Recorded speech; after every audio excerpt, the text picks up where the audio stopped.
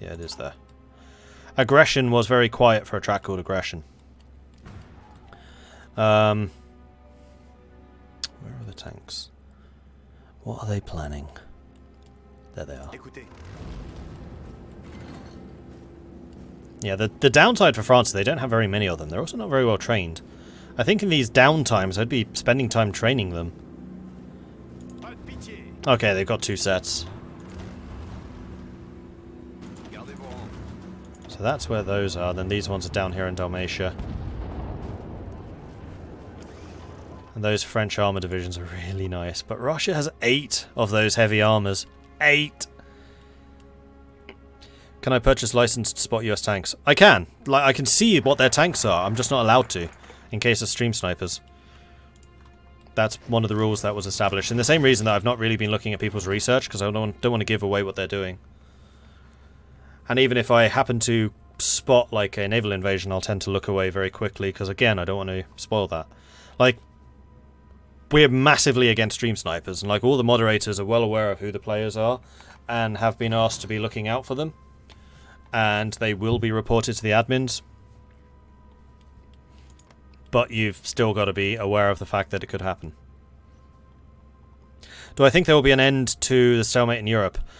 This very often happens. So actually one of the things I must admit that I like about Kaiserreich is this stalemate. Because it forces you to get creative. It doesn't just begin and end with with Germany steamrolling through France and then taking the whole of Europe. I like the fact that there's a stalemate here because it forces you to get more creative and think about other solutions to break the stalemate.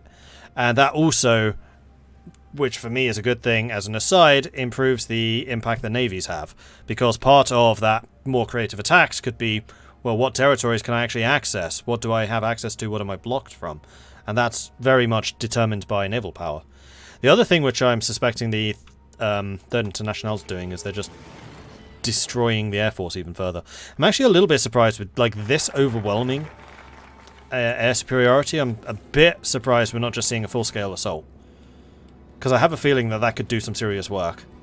I mean, part of it might be the level of these forts. These ones, at least... well, they're only level 1s and 2s. That ain't going to stop you for long. These 2 are really high level, but that's it. You can just go around them, go through Metz. It's level 5. In fact, that fort's basically destroyed. Oh, are they bombing them? Yes, they are. Strat bombers. And those strat bombers are probably targeting forts. United States declared war on Venezuela. Yeah, this is the only way that the Entente can really do anything. I'm still kind of expecting Third International to declare war on the Entente and use Mexico as a way into the United States and Canada and just take all of this for themselves. I think that if Third International declares war on them, then we're going to see an immediate naval invasion from Japan.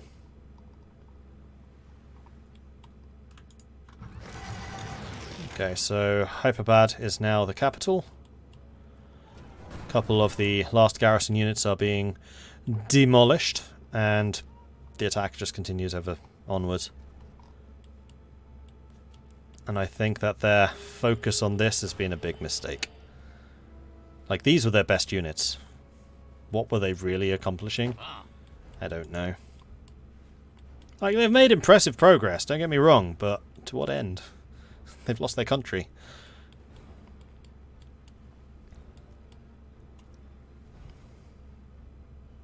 Does anyone have a CB on the Netherlands to try and open up a Germany-France front? Well, the last time that we looked at the French focus, it was the focus on the Netherlands. So I wouldn't be that surprised if we didn't see that happening. I'm assuming that they're just fighting in Dalmatia at the moment, trying to gain an advantage. Like, they are slowly but surely, like, pushing province by province. But it's not really an explosive growth. So yeah, their tanks are down here. Maybe trying to take Bulgaria out? That could actually be really potent. Because Bulgaria has so many puppets, you've still just got to take out a few of these cores and Bulgaria's dead. And then that's a player out. Like, Bulgaria, Sophia's it's in spitting distance. Constantinople core. No, it's occupied. Adrianople, occupied. I bet that's what they're doing. They're trying to take Bulgaria. Which makes sense, because Bulgaria has proven himself to be a very competent player. That would also lose them a whole bunch of the Middle East. And actually, in this instance, it's probably in their favour that they have all these puppets. What happens to the puppets if the master dies? I think they just continue fighting. They'll just be a lot less organised.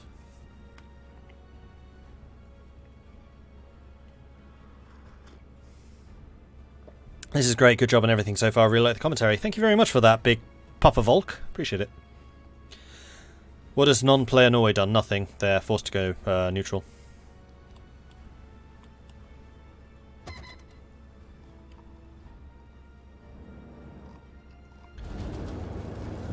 This is just an infantry attack. So yeah, they're just trying to take province by province. Slow but sure expansion rather than a blitz through anything.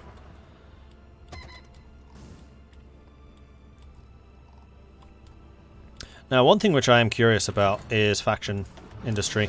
So the Reichspakt have got 849, CoPro have got 627, so the Reichspakt is still industrially quite a lot stronger than CoPro, which is kind of interesting. Third Internationale, 726, so they would be second, and then Entente of 587. So the Entente is definitely the weakest, and right now Reichspakt is strongest. Which is kind of interesting, so this might be making the CoPro looking at the Reichspakt rather than the Entente. I think would be a mistake. Like, if CoPro took out Canada and America, which they could do because their navies are just destroying the Canadian and the American navy, they could do a lot of damage. Puppets automatically go up at puppet level if the master capitulates. Aha! Even in Kaiserreich? Because I know the puppet master rules have changed quite a bit. Like, you can't build in puppets, apparently. I hadn't even realised that in Kaiserreich, but it's a specific Kaiserreich thing that you can't build in puppets, let alone allies.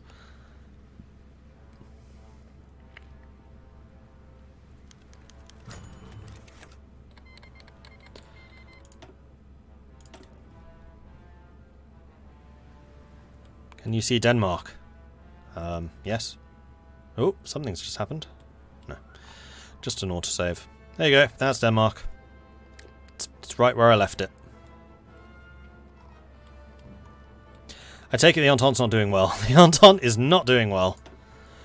Okay, so we've got the American Navy trying to screen against the Japanese submarines, who might be trying to prevent a escape.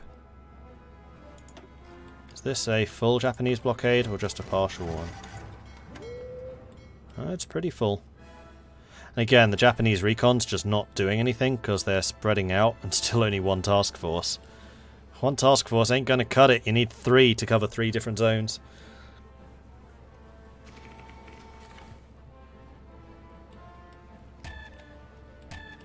They do have strike force. At least they're using the combo of recon and strike forces. That I am pleased to see.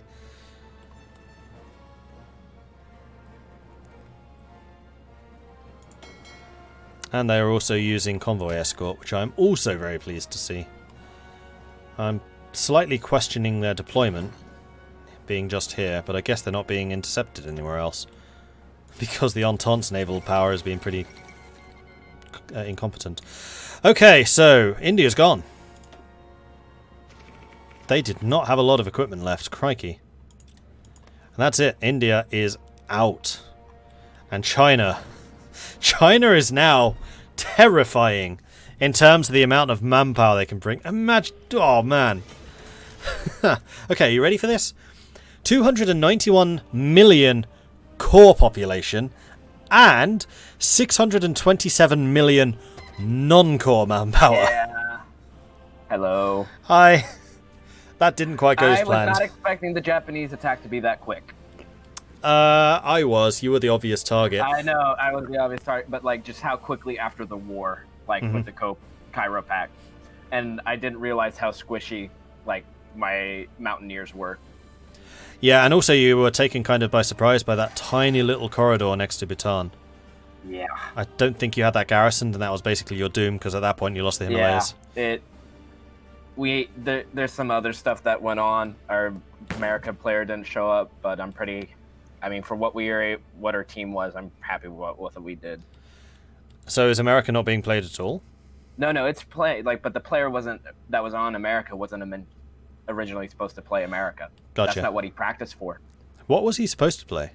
Canada. Okay. Because both America and Canada were disappointing. And, I was sort of relying on the fact that I'd have American tanks and other naval powers as well. Yeah, I've been watching American naval power, and it was not very well deployed. The Japanese just taking it apart.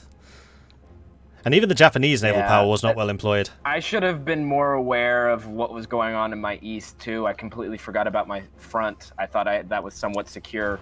And then the American and my allies would take care of the mountain stuff. I was just going to try to, instead of trying to rearrange my front and then open it up, I was just going to try to punch through the Russians and Persia and try to get to Moscow.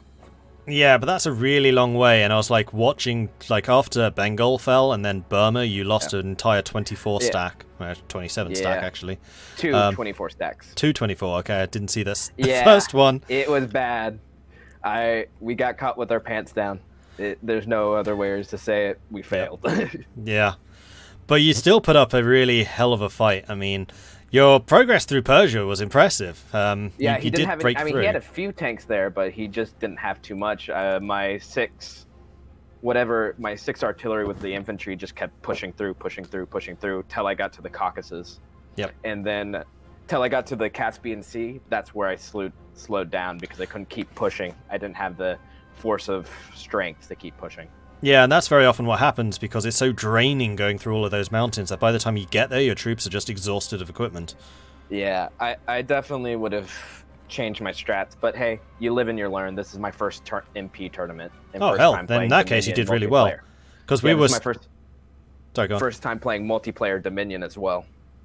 In that case, I have to say you did extremely well. You were by far and away the strongest player on the Entente side, and we were impressed by how well you did at forming India and getting everything secured. I just feel like I failed my team, though, not catching the Japanese and Chinese invasions. You were fighting on so many different fronts, though. I'm not surprised. I mean, I think the one mistake you really did make, obviously the Baton channel, it's an issue, but anyone could have made that. But the fact you didn't garrison your ports in the south while fighting Japan, that was a mistake. Yeah, I was sort of hoping that the combined Canadian, Australasian, and U.S. Navy would be able to save me. That's what I was counting on. Mm-hmm. Because otherwise I wouldn't have been able to put so many troops on the border. Sure. I was still using level 1 guns and artillery. Yep. Yeah, as we discussed still was not before the stream. producing enough. Well, you were under attack by the full might of Japan, China, and Russia, so it's not really surprising. It was the tanks that really did me in. Those tanks are scary. I've been actually comparing the tanks of the different countries, and those Russian ones are incredibly strong. But, this is all of our first tournaments. And, some of us play on the Kaiserreich Weekly server, but, most of my experience was in the Internationale. And same with Nat France. Well, I think actually both of you did really well. I haven't really had anything bad to say about France. They've been somewhat quiet. They definitely struggled during the Berber Wars, but that was more well played by their enemies than any mistakes that they specifically made. Nat France, they've been trying their best, but it's that's what's his really first time playing multiplayer Nat France as well. Mm-hmm. Most of us, this is our first time playing in the tournament, and first time really playing our MP these countries in multiplayer. Mm-hmm. Well, chat's giving you a solid round of applause right now, so they very much appreciate how you did. Yeah, but hey, I learned a lot, so that's all I can say. I'll be back next year, hopefully. Fantastic. I look forward to seeing you then. Yeah, I'm going to go back to my chat, see how it is. Okay. Good luck. Thank you, and have a good time with your stream. Thanks.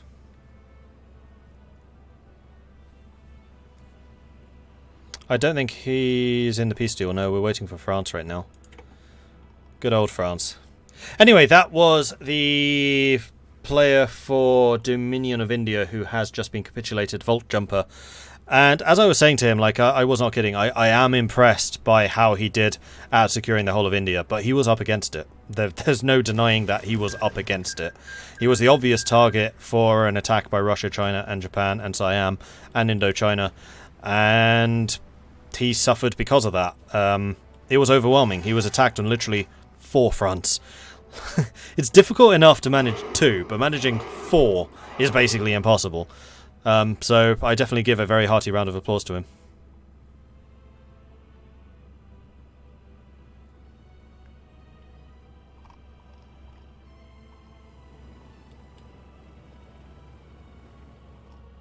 And there we go, the last few provinces of India being taken right now. Kathmandu, the last holdout of the Dominion, being attacked right now. Those famous American Gurkhas defending their mountain stronghold.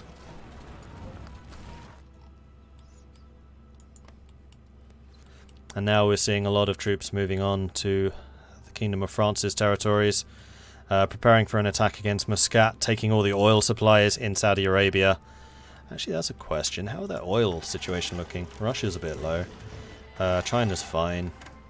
Fine. A bit low, but also fine.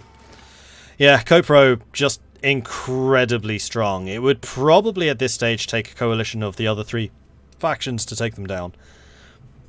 And I just don't see that happening because the Reichspakt and the Third Internationale seem thoroughly at each other's throats at this point. Canada didn't build anything until 1939. They are building now, though. Also, I think that this is a different player. Whoops. I'm not supposed to look at that one. That's what I was trying to click on. I always get these 2 mixed up for some reason. So yeah, they are building, but they're still building civilian factories in 1940 because they just didn't have any. Like, when we finished last night, they had 13 civies building stuff. 13. In 1939. There you go. And they're also out of fuel. Everyone is as bad at managing fuel as I was in the multiplayer. Anyway, let's go and take a look at France, because the real war at the moment is between these 2 powers, although the attacks here do seem to have slowed. It looks like it's mostly Italy taking the responsibility of garrisoning. We're seeing a lot of Italian units, we're seeing a lot of Italian tanks. The borders between them and Austria seem to have basically solidified, though they have taken the entire coastline. The Austrian navy, probably the one competent navy we've actually seen thus far, unfortunately now providing a tourist attraction for future generations. And otherwise, all quiet on the Western Front. Are they still bombing the defences? No, a lot of these defences have actually recovered. This level 8, for example, was mostly dead. There was probably like 2 levels left. They probably could have managed to push here. And in fact, we're seeing a push going on right now. Although there are German tanks currently positioned in Luxembourg, which I don't... Oh no, France can see it. If I can see it, they can see it.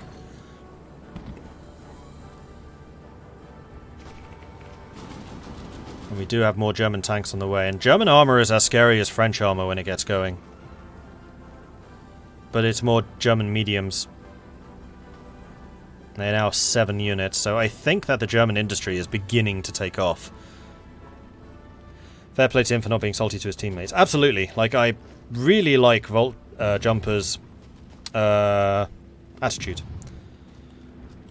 Very and all too often you just get such a bad attitude from Heart of Iron 4 players, and I'm really pleased that he wasn't.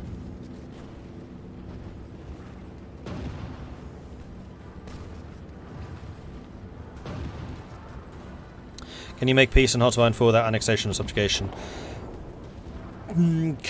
No. But there are scripted peace deals, which Kaiserreich uses pretty heavily. So, for example, the Indochina War versus German-East Asia. There is a scripted peace deal if Indochina takes the entirety of Vietnam. Because it's going to be basically impossible for them to go up against the German-East Asian Navy and actually threaten Singapore and Borneo. But once they've taken Indochina, that's basically their war goals achieved, and then there's a scripted peace. Why didn't they build anything? That is the question that's all on everybody's mind.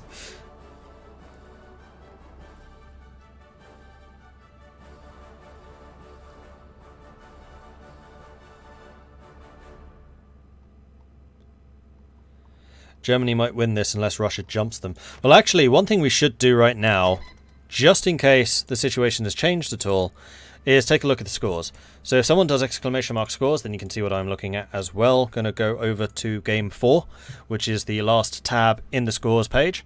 And we can see that right now, Third International is winning because they have 6 victory points. Reichspakt is on 2, Entente is on 2, and Co-Prosperity is actually losing. They've only got 1 victory point. Which I'm guessing is from India.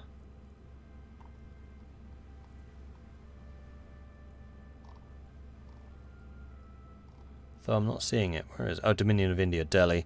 Okay, Delhi hasn't actually been marked as Co-Prosperity, so that's going to give them more points. And Co-Pros taking Delhi would be a 3-pointer, so that would put them in second place. But right now, Third International is still in the lead.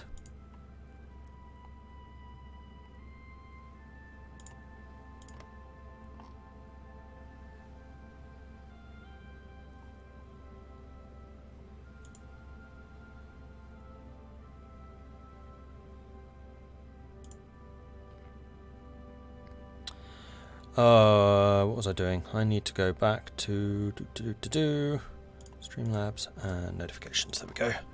Make sure that's organized properly. Also, this gives me a little bit of a downtime, so I can say to CK2 King, Kiele, Khyber, Ken, Rexwer and Andio, thank you very much for the follows. Welcome to the channel. And Nobel Fiction, this one's for you.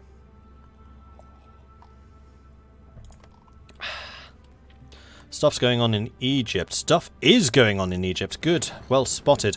So we have got a Union of Britain marine invasion of the Egyptian coastline. This time they are being supported by units from the CNT FAI. So let's go and switch over to CNT FAI so we can see what those units are. These are probably infantry. Yeah, these are just regular infantry, 7.2s. Very, very standard. Solid, though. And unlike the Reichspakt invasion of the Union of Britain, this one's actually being supported. So you got the first wave of Marines who take the ports, then you have the second wave invasion, which is the regular infantry and armoured forces. And it doesn't look like Egypt is at all defended. There might be a couple of Bulgarians coming down from the Levant. They're going to want to take the borders here in the Sinai probably as quickly as possible, possibly even trying to get round behind through Amman and into Jerusalem if they can. And this is going to let them secure Suez. Third International Suez. What is that going to mean? And there goes Egypt. Egypt has now capitulated to the CNT FAI. And once they have taken Suez out, which is guarded by just a token German force, they are then going to have access out of the Mediterranean. In fact, they have complete access to the Mediterranean. They're the only ones that can get in or out of the Med. And that, I think, is going to cause significant problems for Bulgaria. Because Bulgaria, and also the rest of the Middle East and Greece, has a big coastline. But we do have a lot of units flooding into Egypt at the moment. Port Said is going to fall very soon. The one unit of German Marines who are guarding Suez. Why are German Marines in Suez? They are going to be taken out very, very shortly. We are seeing some unit movements going on to this border, but neither side really securing this particularly heavily yet. A lot of the CNT FAI units are just kind of sitting around at the moment. Probably just because they weren't expecting to actually win quite so hard. This is going to open up Africa as well. Middle Africa, of course, being Reichspakt. And then if we go to the factions map mode, we can see what this is going to cost. This is a lot of territory, a lot of potential manpower, and also a couple of resources. Although Africa in this doesn't tend to... Ooh, rubber. Which is really good for CNT FAI because they are very heavy on air. And Union of Britain in particular is going to be really happy to be taking these rubber supplies. And then they've also got chromium, even more chromium down here in South Africa, though South Africa is currently neutral, so that won't actually be a prize, though they'll probably just declare war on it and take it. Okay, so some of the CNT FAI units are starting to spread out and defend the Levant crossing, but they can of course use this as a staging ground to attack further ports all across the Levant, all through southern Anatolia, and possibly even into Smyrna and the Dardanelles. And that is, I would say, probably the soft underbelly for the Reichspakt right now. And they're getting themselves a lot of ports. They've already taken Crete, they've already taken Cyprus. It's going to be relatively straightforward to go on from there. And again, we're seeing paratroopers. Don't usually see a huge number of paratrooper use in multiplayer, but these Italian paras are definitely paying for themselves.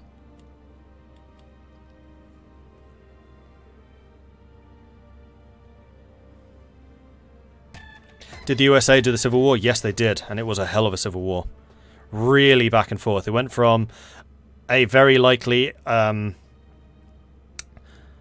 AUS victory to a very likely Pacific States of America victory to a final eventual USA victory. It was really good. It's like a proper three-way. CSA was also there, but they did get kind of smashed fairly early on. But they did a lot of damage to the USA, which is why the USA was on such a back foot, particularly because the USA was the only played state. Now, CNTFAI do need to be careful here, because they are about to run out of fuel. Naval engagements going on. We have French submarines going after Finns, and after... I don't know what country that was. Polish? Yeah, Polish. Or Bohemian. Probably Polish. Convoys. Okay, so they're starting to secure the crossing over there. They have got troops moving to the border with nationalist France, although the two are not currently at war. They also, of course, have troops here in Morocco, though interestingly guarding the coastline rather than the actual border with nationalist France, even though nationalist France is guarding that border. So either they're hoping that they can kind of keep these guys in reserve and switch them to the front line if they need to, or other things. Andio, thank you very much for the bits, and also we did just get a donation. So thank you very much for that, Andio, as well. Very much appreciate it. Let me just see if there was a message with that. Streamlabs being slow. Oh, Roars lost connection. Roars being Nationalist France, I think.